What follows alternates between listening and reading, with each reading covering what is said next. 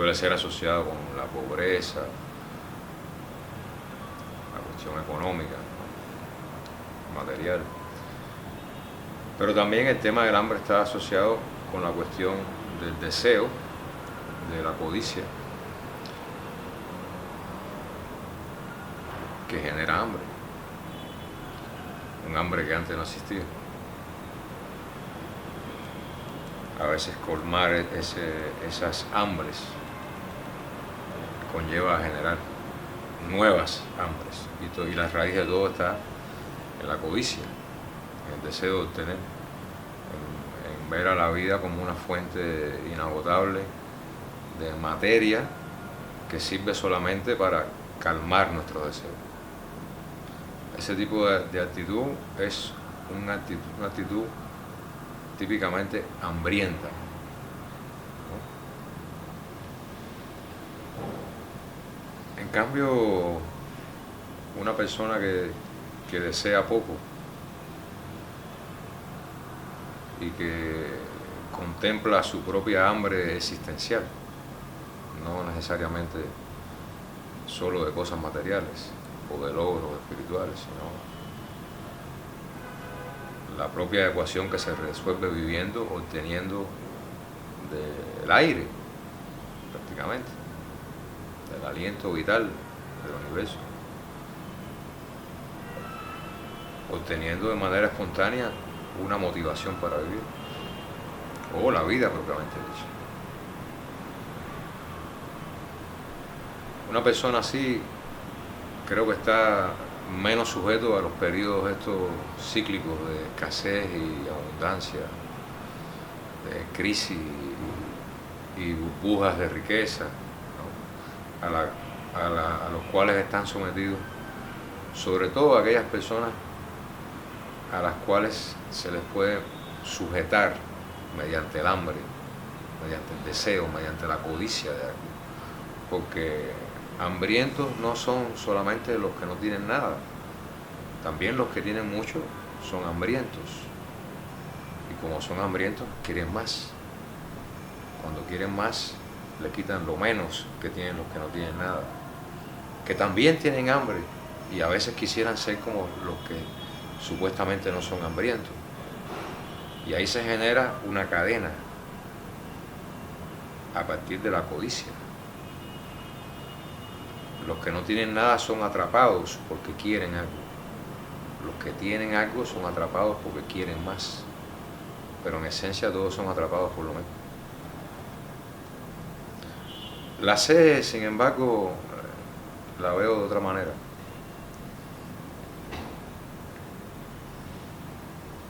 Tal vez porque culturalmente se asocia a la sed de conocimiento, a la sed de saber, etc. Pero eso es un cliché. De todos modos, por ejemplo, cuando hablo con amigos acerca del tema de la paz, he hablado sobre todo con personas que viven en zonas de guerra, no solo aquí en Colombia, sino también en Medio Oriente, etc. Y uno puede darse cuenta de que la paz solo es posible si existe una sed de paz. Es decir, un deseo profundo de la paz, una añoranza básica de lo que es la paz. Ahora, ¿qué cosa es la paz? Obviamente la paz no es solamente la ausencia de guerra. Esa sería una manera muy simplista de contemplar la cuestión de la paz. Hay muchos lugares donde no existe una guerra física, una guerra basada en conflictos entre partes, armadas, etc. Pero existen guerras de otro tipo. Todas basadas en lo que decíamos anteriormente cuando hablábamos del hambre. En la necesidad egoísta y hasta cierto punto autónoma, es decir, creada por sí misma, de consumir cada vez más, de tener cada vez más. Y en cualquier caso de consumir lo que sea, a cualquier precio. Eso lo veo como una antípoda de la sed. Para mí la sed es otra cosa. Una sensación completamente legítima de llegar a algo que está ahí, al alcance de la mano, y que al mismo tiempo es complejo obtener por miles de razones. Puede ser un vaso de agua, puede ser una mujer, puede ser conocimiento.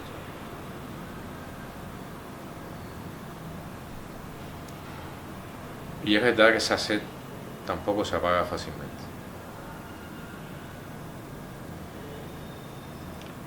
Pero es uno de los elementos que contribuye a que nos podamos convertir cada día en seres humanos. Porque el ser humano no es una realidad fija, inamovible, el ser humano es un proceso. Y esa sed de ser humano es lo que nos mantiene todavía.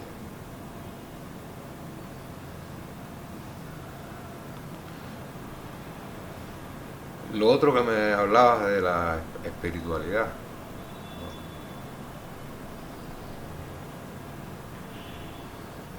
el tema de la espiritualidad como tema en sí mismo es engañoso porque parte ya de una distinción entre materia y espíritu. Por otra parte, necesaria en algunos casos, ¿no?, para ubicarse según un método investigativo determinado o lo que fuera. Pero en sí misma falsa con respecto a la realidad de las cosas. La realidad de las cosas nos dice que no hay nada que esté dividido en materia y espíritu. Por lo tanto, que no hay nada que pueda funcionar solamente según las reglas de la espiritualidad. Como tampoco viceversa, no hay nada que pueda funcionar solamente mediante las reglas mecánicas de la materia. Tal vez en un laboratorio se podría hacer la prueba, no lo creo. Por eso es que observar ciertas disciplinas, formas de conocimiento, métodos de realización desde el punto de vista de la espiritualidad me parece falso, porque prácticamente todo lo que vamos a hacer o que podamos hacer lo hacemos también con el cuerpo, y esa división no es saludable. Esa división comienza a nivel de lenguaje y luego penetra en todo el organismo. Entonces nos adaptamos a vivir en un cuerpo dividido, en una mente dividida, en un mundo dividido y fragmentado.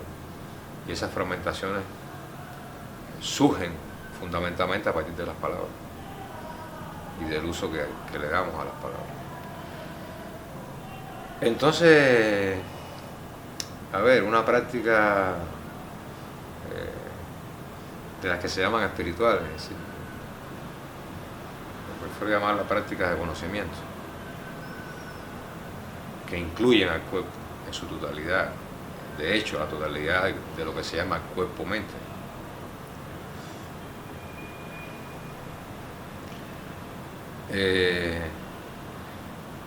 En las escuelas en las que he aprendido, ¿no?, como es la santería en Cuba, el palo en Cuba también, el zen, todas esas escuelas tienen un punto en común que es, bueno, tienen varios puntos en común. Vamos a hablar de la concentración o de la observación de lo que sucede y de lo que somos mientras lo que sucede, sucede. Otro punto fundamental es la acción desinteresada, la acción que se hace por el solo hecho de realizarla lo mejor posible, sin esperar ningún tipo de beneficio material ni mucho menos espiritual.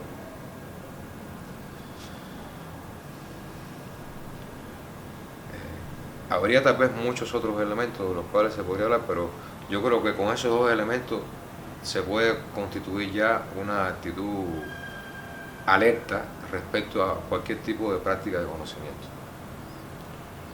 Observación, concentración y práctica de desinterés a nivel cotidiano. hacemos cosas que nos retribuyen de una forma u otra. En realidad todo nos retribuye, todo lo que hacemos regresa a nosotros, lo malo, lo bueno, todo vuelve. Me refiero al hecho de que hacemos cosas específicas por dinero, por alimento, por prestigio, por lo que fuera. Y también hacemos otras cosas que las hacemos sencillamente por hacerlas bien, por compartirlas, transmitirlas. Eso a nivel cotidiano, digamos que te suaviza el mundo. Ya no tengo ese tipo de sueño con una calidad tal que pueda prestarles atención. Los considero, los veo como fantasías, fantasías del ego, tratando de ganar preponderancia a toda costa, disfrazándose de filántropo, altruista, etcétera, etcétera. No creo en nada de eso. Los sueños que tengo son los sueños que tengo cuando duermo. Tengo sueños de libertad, básicamente.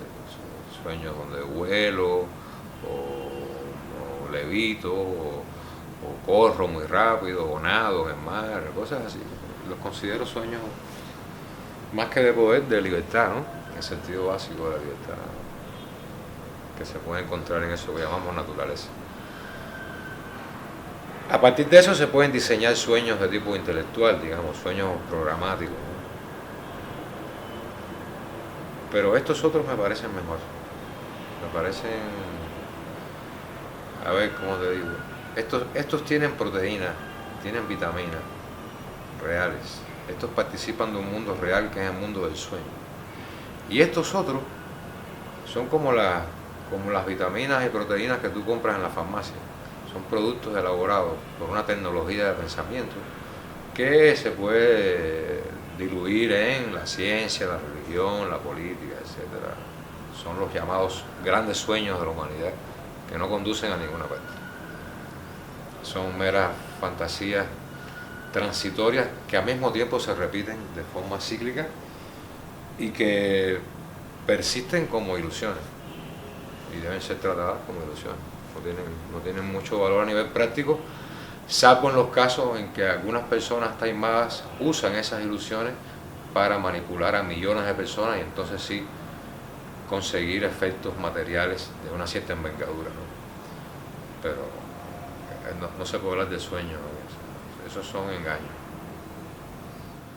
A mí me parece que la libertad, y justamente eso es algo que se aprende en los sueños,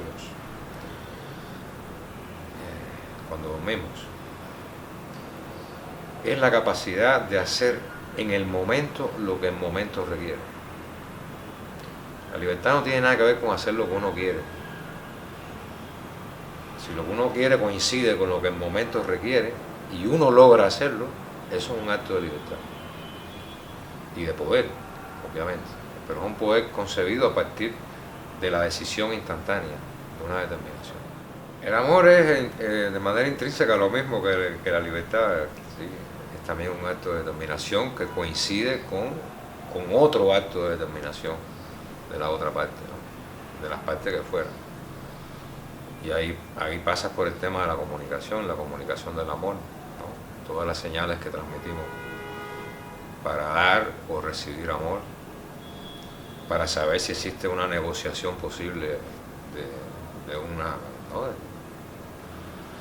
Una negociación de amor, un intercambio de amor, de cualquiera de las múltiples maneras que eso puede ocurrir. Y conlleva, claro, un sentido del momento, ¿no? Porque el amor no vive en el pasado, el amor no vive en el futuro, es siempre presente. Y los momentos más intensos de amor son aquellos en los cuales no podemos separarnos del presente. ¿Así? No estamos recordando el amor, soñando con el amor, sino que en ese momento el amor está ahí y no conseguimos separarnos de ese presente que está cargado de amor. Por lo tanto, siempre vamos a volver al mismo punto. Cualquiera de los temas estos grandiosos, libertad, amor, poder, están relacionados con la vivencia del momento actual. No puedes ni siquiera empezar a encaminar en ninguna de esas direcciones si primero no concibe una negociación directa con el ahora. Es eso. La muerte, lo han dicho muchos poetas, la muerte es la gran compañera, la amiga. Sí, sí. Martí la llamaba la novia. Eso es todo lo que sé. Y que no se debe jugar con ella. Ella no está aquí para jugar con ella. De ninguna manera. Ni con la guerra, ni con la violencia del tipo que sea, ni siquiera con demasiada melancolía, ¿no? Que puede conllevar a la muerte o algún tipo de muerte. Pero la muerte, la peor muerte, eso se sabe, es la muerte en vida. No la muerte, la amiga que viene a buscarte en un momento determinado a decirte, oye, ya nos vamos, ya nos tenemos que ir. Esa es una amiga. No, la otra es la de sepultar la propia vida con lo que los otros suponen que la propia vida debe ser, con lo que la sociedad supone que la propia vida debe ser, el mundo, el Estado, el gobierno, la familia, quien sea. Sepultar la propia vida bajo esa serie de conceptos, prejuicios, premeditaciones, esclavizarse entonces por dinero, por prestigio, por deseo de poder, por ignorancia, por codicia, etc. Y entonces morir en vida, posponer la propia vida para vivir una vida esclava,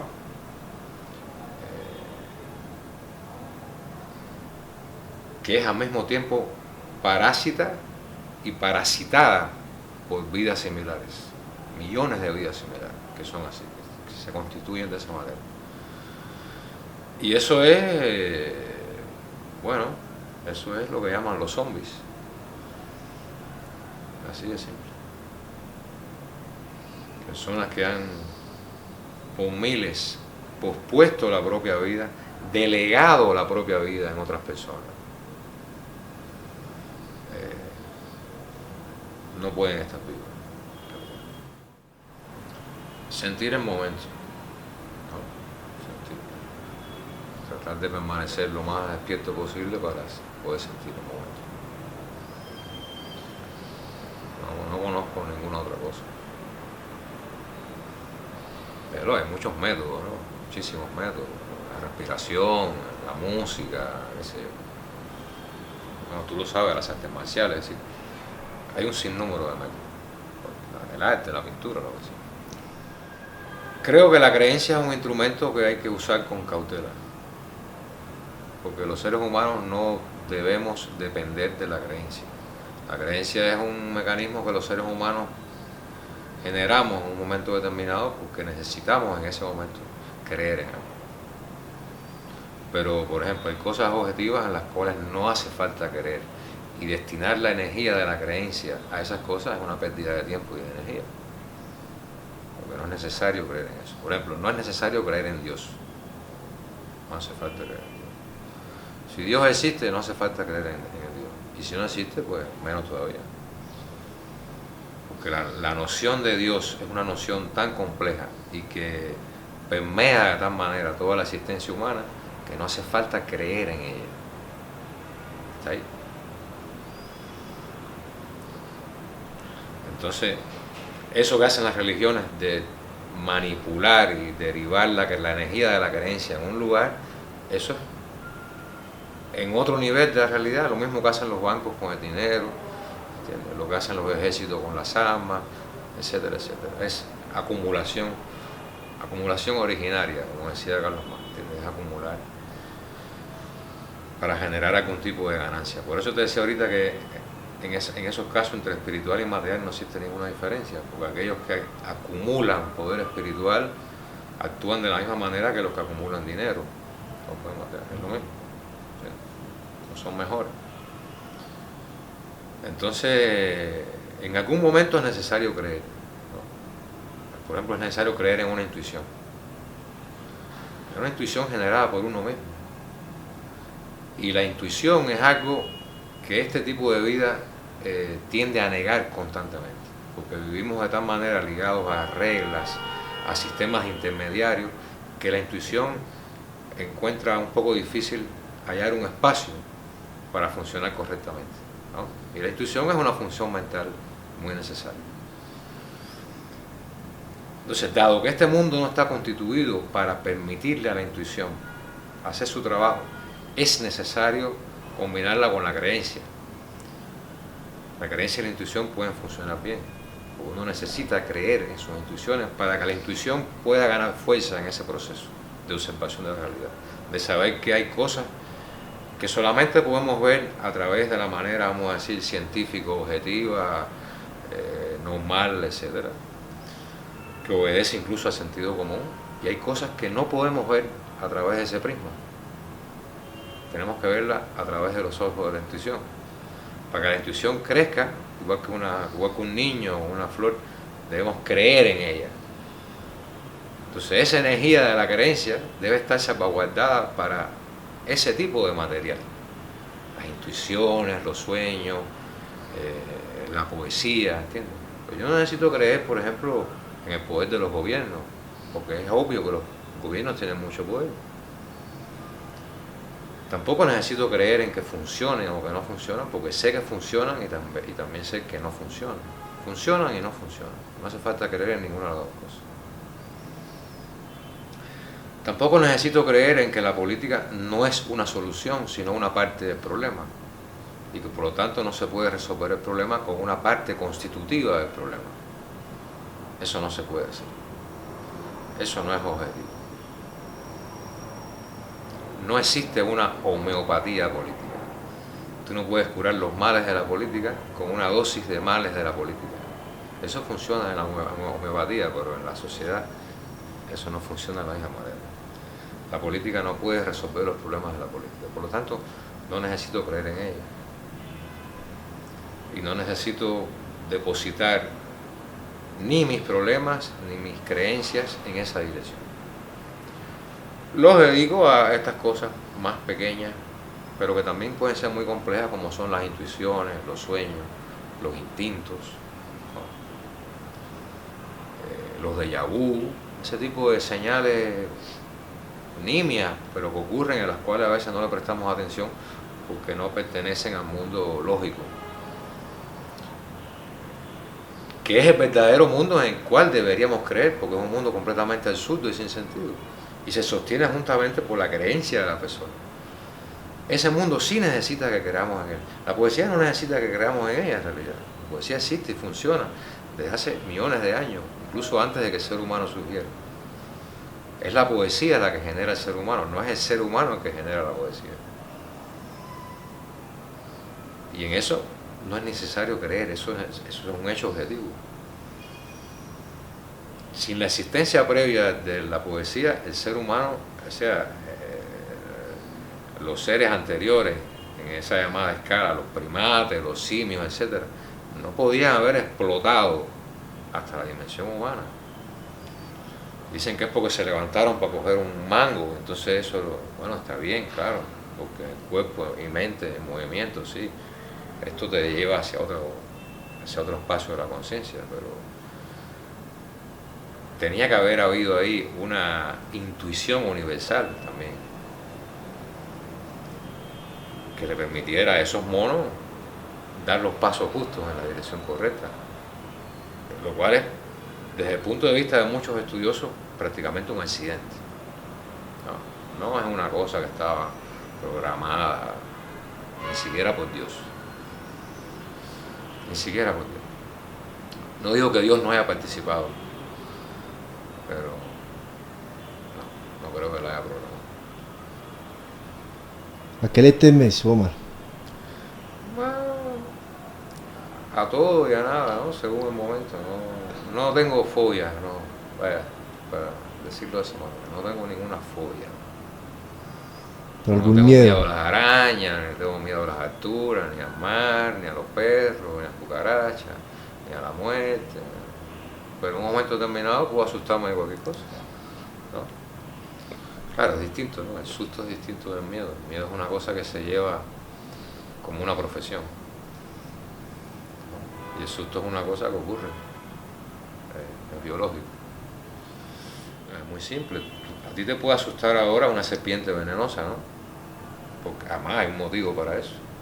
Es más, puedes que estés por el campo y como dicen las metáforas, estas parábolas hindúes, puede ser que veas una soga, una cuerda, y creas que es una serpiente venenosa y te asustes. Eso es normal. Pero llevar el miedo como una profesión indica que siempre seas esclavo del susto, de la cuerda, que en realidad no es una serpiente. Porque no te detienes en un estado de presencia que te permite observar, primero, si es una serpiente o es una cuerda. Segundo, si es una serpiente, ¿qué vas a hacer? ¿Qué puedes hacer? No quedarte petrificado. Y la naturaleza del miedo es tal que permite que una persona quede petrificada para toda la vida por un miedo específico. Si me dices ahora mismo, te digo que la fiesta de anoche es un buen recuerdo, ¿entiendes? Porque estuvo muy buena, porque fue anoche.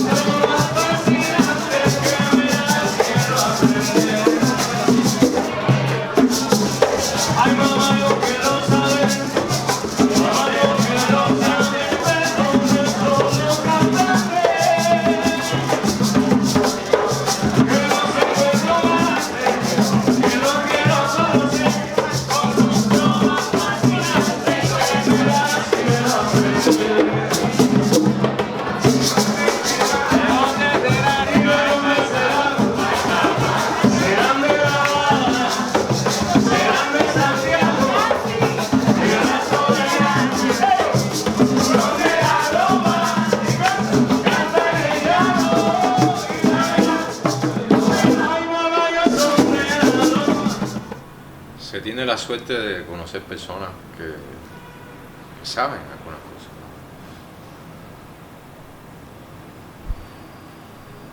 Por lo general son personas mayores que uno. He tenido esa suerte. He conocido personas a los cuales justamente se llaman los mayores. Y a veces se les llama a los maestros.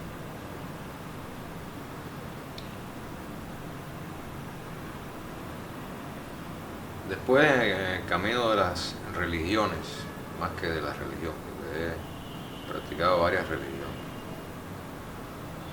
pues empiezas a encontrar otros maestros en otros lugares, en las plantas, en los otros animales, en el sol, en fin.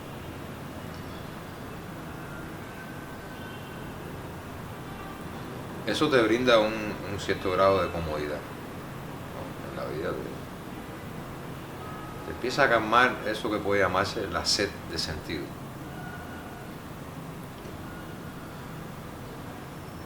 Pero como decía Rubén Blades, maestra vida, cámara, te da y te quita, te quita y te da. Cuando la vida te quita también la comodidad del sentido y te ofrece el vacío, te está ofreciendo también un regalo descomunal.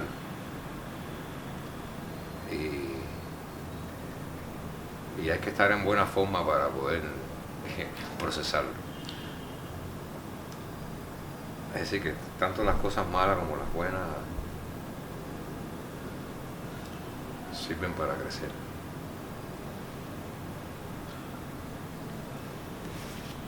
Luego que hay algunas que son más, más agradables que otras.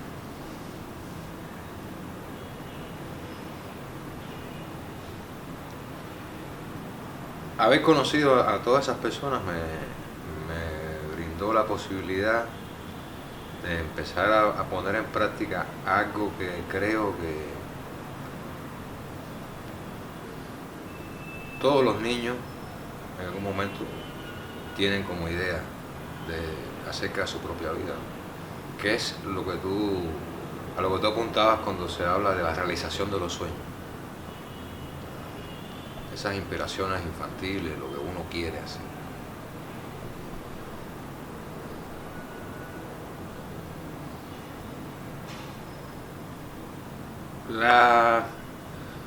La sociedad está constituida de tal manera que destruye gradualmente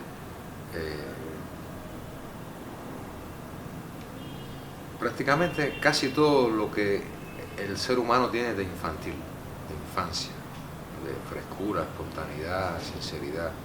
Tú me preguntabas ahorita también acerca de una manera, un método. Decía, la sinceridad es un método fabuloso, ¿no? La sinceridad no se puede dar nunca por sentado. Ocurren momentos de sinceridad en las personas, pero también ocurren muchos momentos de hipocresía. De hecho, la hipocresía es como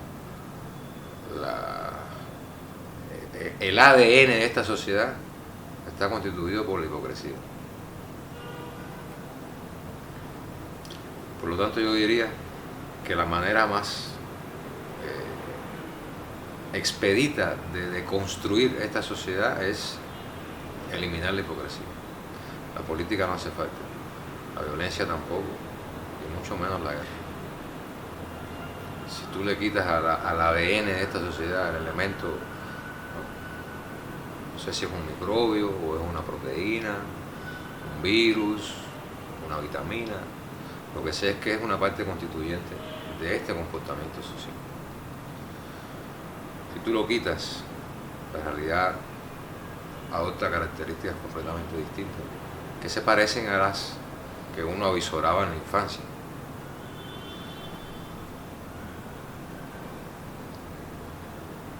Eso, reconstituirlo en una vida adulta, ¿no? Es un buen trabajo. Porque los niños están sometidos a un sistema de reglas que les impide muchas veces desarrollar el verdadero ser humano que son. Como decía Shaw, a los 5 años tuve que abandonar mi educación para ir a la escuela, ¿no? Mi propia educación. Para un niño es difícil constituirse una educación propia. Si está en la escuela, le es difícil. Si no está en la escuela y está en la calle, le es difícil. Y si no está en la escuela y está trabajando, le es difícil también. Le es siempre difícil. Porque la vida adulta es muy impositiva, invasiva y absurda. A veces yo siento un poco de vergüenza ante los niños cuando hago las cosas a los adultos y pienso, ¿qué sentirá ese niño de lo absurdo que es el mundo de los adultos? Tan lleno de tics, de manías, de gestos obsesivos, gestos defensivos, ¿no? Para un niño eso debe ser raro, y sin embargo lo está aprendiendo todo el tiempo. Cuando un ser humano adulto llega a ese punto, empieza a darse cuenta bueno, es lo mismo que decía Jesús en los evangelios, hay que ser como niños, insiste mucho Jesús sobre ese punto, que es el punto básico de la religión, en realidad. No creer o no creer, eso es, como te decía, eso es un asunto circunstancial. Ese es el punto básico de cualquier religión que sea una religión verdadera, no una institución, ni un sistema de reglas o de prácticas. Entonces, cuando un ser humano adulto llega a ese punto, tiene la posibilidad de volver a reconstituir su infancia con algunas de las herramientas del ser humano adulto, ¿no? Experiencia, conocimiento, hasta tretas, ¿no? Hasta artimañas, ¿no? Que uno aprende, pero que puede ponerlas entonces al servicio de la inocencia, ¿no?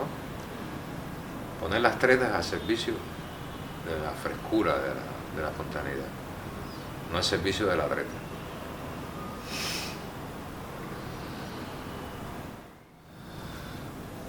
Un poco magulladas y confusas por un sistema erróneo e hipócrita que genera un montón de mentiras diariamente, mentira tras mentira tras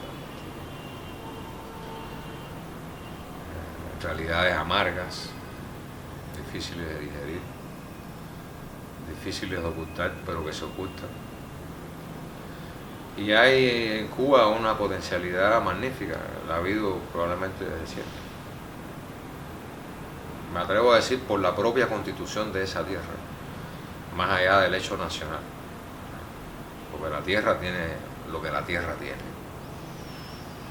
La cultura, eso viene después. Sin tierra no hay cultura.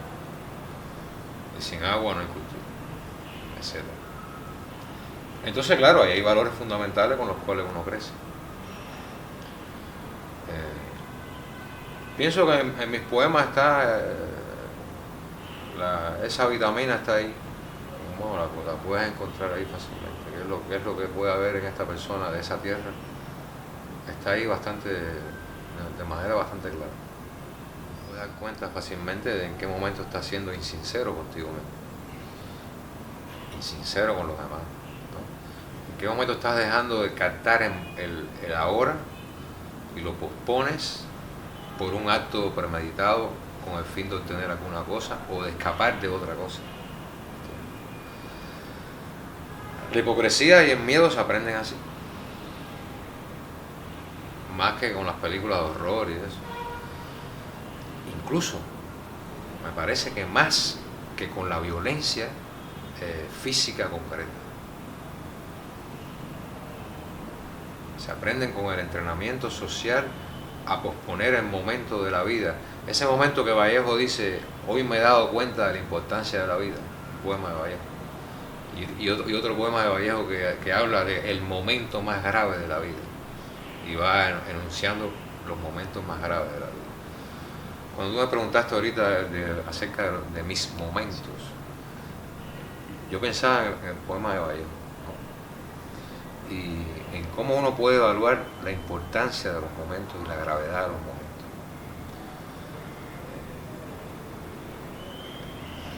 Hasta cierto punto,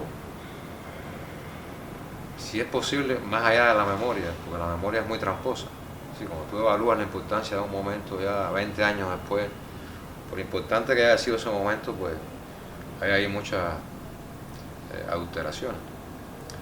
Pero un momento reciente, por ejemplo la fiesta de la noche, para mí eso es un momento grave, en el sentido que Vallejo usa la palabra, el momento más grave de la vida, que es el momento en el cual se da cuenta de la importancia de la vida, porque en ese momento, con la cumbia, con los tambores en vivo, ¿no? El canto, el baile, uno se da cuenta de la gravedad de la vida. No solamente cuando hay un desastre, un terremoto, una guerra, una elección política. En esos momentos uno se da cuenta también de la gravedad de la vida, ¿no? Espléndido, ¿entiendes? La cantidad de vida que hay en los tambores, en la voz humana, ¿entiendes? La energía que hay en el baile, el grado de felicidad, de armonía, de arrojo que tiene el que baila, el que toca, el que canta. Y eso compartido con todo, eso es algo muy grave, ¿no? Es algo serio. Para mí son las cosas verdaderamente serias de la vida. No las leyes, eso no es serio, eso no tiene ninguna seriedad, esos papeles. Que esos papeles gobiernan nuestras vidas, es cierto, pero es porque nosotros lo permitimos, no porque esos papeles tengan fuerza alguna, como un tambor, por ejemplo. Claro, el tambor depende de quién lo toque, ¿no? Pero igual, es un instrumento, está vivo. Esas son las cosas serias. Nuestro mundo está al revés y se ponen en los lugares de mayor importancia cosas que no la tienen. Y las cosas verdaderamente serias y graves se ponen en el cuarto de los trastos, ¿no? Están tiradas en el patio, a veces incluso en la basura, ¿no? Y entonces en los altares están puestas las cosas absurdas, sin importancia, las mentiras, las malinterpretaciones, los malentendidos. De eso es lo que llenan nuestros altares. Los engaños, las trapalerías, y las cosas importantes están relegadas a un segundo plano. Incluso la cultura ocupa en realidad un plano secundario. Es siempre como algo que hay que tener en cuenta, contemplar, financiar, promover, pero hasta cierto punto. Que no se salga del límite fijado por los otros planos intermedios dentro de esa estructura intermediaria, donde las prioridades están muy claras y la cultura no es prioritaria. Por eso estar aquí hablando boberías detrás de la fachada de la cultura es un acto que hay que agradecer. Subiendo la corriente,